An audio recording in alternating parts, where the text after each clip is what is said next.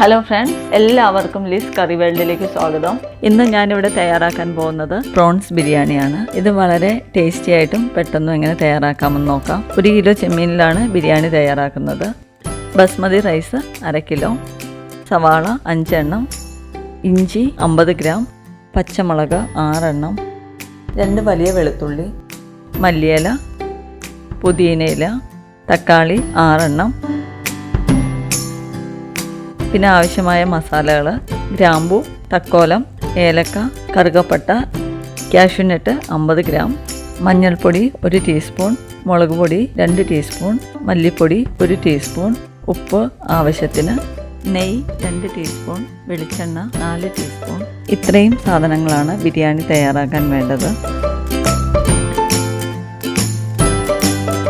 ഇനി നമുക്ക് ബിരിയാണി തയ്യാറാക്കാം. എടുത്തു വച്ചിരിക്കുന്ന ചെമ്മീനിലേക്ക് 1/2 ടീസ്പൂൺ മഞ്ഞൾപ്പൊടി, 1 ടീസ്പൂൺ മുളക് പൊടി, 1/2 ടീസ്പൂൺ ഉപ്പും കൂടി നന്നായിട്ട് മിക്സ് ചെയ്തെടുക്കാം. ചൂടായ പാനിലേക്ക് 2 ടീസ്പൂൺ എണ്ണ ഒഴിച്ച് ചെമ്മീനൊന്ന് ഫ്രൈ ചെയ്തെടുക്കാം.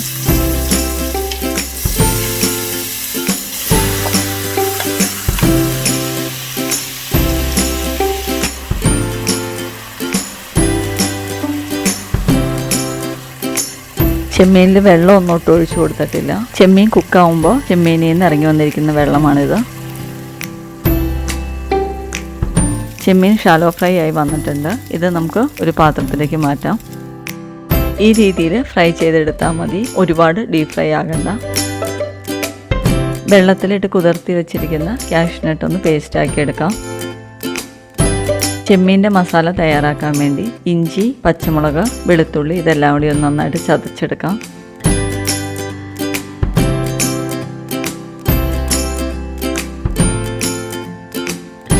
ബിരിയാണിക്കുള്ള റൈസ് തയ്യാറാക്കാം. വെള്ളം നന്നായിട്ട് തിളച്ചു വന്നിട്ടുണ്ട്. ഇതിലേക്ക് 5 ഗ്രാമ്പു, 2 തക്കോലം, 2 ഏലക്ക പൊട്ടിച്ചത്, ചെറിയ കഷ്ണം കറുകപ്പട്ട, 1 ടീസ്പൂൺ ഉപ്പ്, കഴുകി വെച്ചിരിക്കുന്ന അരിയും കൂടി ഇട്ട് കൊടുക്കാം.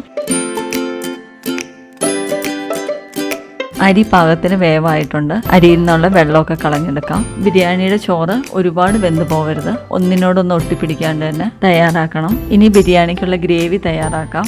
2 ടീസ്പൂൺ എണ്ണ ഒഴിച്ചു കൊടുക്കാം. ഇഞ്ചി, പച്ചമുളക്, വെളുത്തുള്ളി എല്ലാം കൂടി ചതച്ചിട്ട് കൊടുക്കാം. ഇതുപോലെ ഗോൾഡൻ കളർ വരുമ്പോൾ സവാളയും കൂടി ചേർത്ത് കൊടുക്കാം.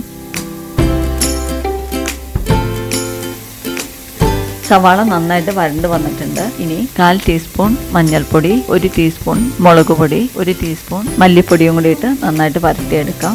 ഇനി ഇതിലേക്ക് അരിഞ്ഞു വെച്ചിരിക്കുന്ന 6 തക്കാളിയും കൂടി ചേർത്ത് കൊടുക്കാം. 1/2 ടീസ്പൂൺ ഉപ്പ് ഇതിലേക്ക് ചേർത്ത് കൊടുത്ത് നന്നായിട്ടൊന്ന് മിക്സ് ചെയ്തെടുക്കാം. തക്കാളിയൊക്കെ ഒന്ന് വരണ്ട് വരാൻ വേണ്ടി 3 മിനിറ്റും കൂടി ഒന്ന് മൂടി വെച്ച് വേവിച്ചെടുക്കാം.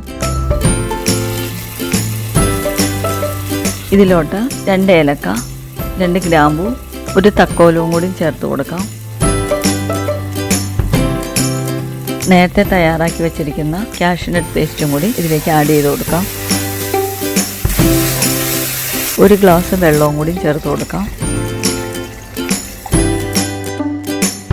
ബിരിയാണിക്കുള്ള മസാല തയ്യാറായിട്ടുണ്ട്. വറുത്ത് വെച്ചിരിക്കുന്ന ചെമ്മീനും കൂടി ഇട്ട് കൊടുക്കാം.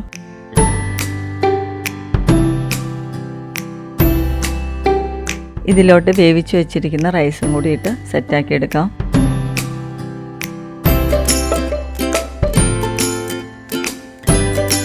ഗാർണിഷിങ്ങിനുള്ള സവാള വറുത്ത് കോരിയെടുക്കാം. 2 ടീസ്പൂൺ നെയ്യും 2 ടീസ്പൂൺ വെളിച്ചെണ്ണയോടും കൂടി പാനിലേക്ക് ഒഴിച്ച് അരിഞ്ഞു വെച്ചിരിക്കുന്ന ഒരു സവാളയും കൂടി ഇട്ട് വറുത്ത് കോരിയെടുക്കാം.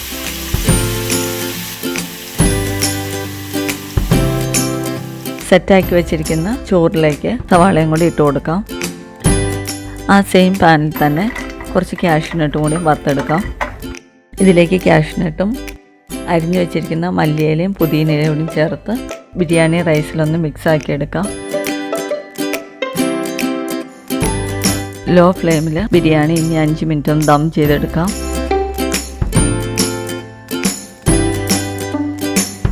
ചെമ്മീൻ ബിരിയാണി റെഡി ആയിട്ടുണ്ട്. ഒന്ന് ഗാർണിഷ് ചെയ്തെടുക്കാം.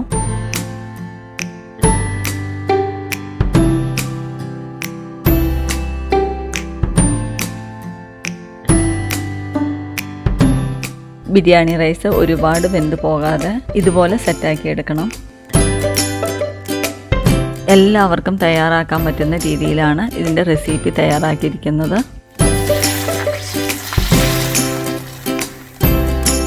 വളരെ ഡിഫറെൻ്റ് ആയിട്ടുള്ളൊരു ബിരിയാണിയാണിത്. എല്ലാവരും ഒന്ന് തയ്യാറാക്കി നോക്കണം. എല്ലാവർക്കും ഇന്നത്തെ എൻ്റെ റെസിപ്പി ഇഷ്ടമായെന്ന് വിചാരിക്കുന്നു. എൻ്റെ വീഡിയോ കണ്ടിട്ട് സബ്സ്ക്രൈബ് ചെയ്യാത്ത ആരെങ്കിലും ഉണ്ടെങ്കിൽ ഒന്ന് സബ്സ്ക്രൈബ് ചെയ്യണം. പുതിയ വീഡിയോസ് കിട്ടുന്നതിനായിട്ട് ബെൽ ഐക്കൺ കൂടി ഒന്ന് പ്രസ് ചെയ്യണം. ഇനിയൊരു പുതിയ റെസിപ്പിയായിട്ട് വീണ്ടും വരാം. താങ്ക്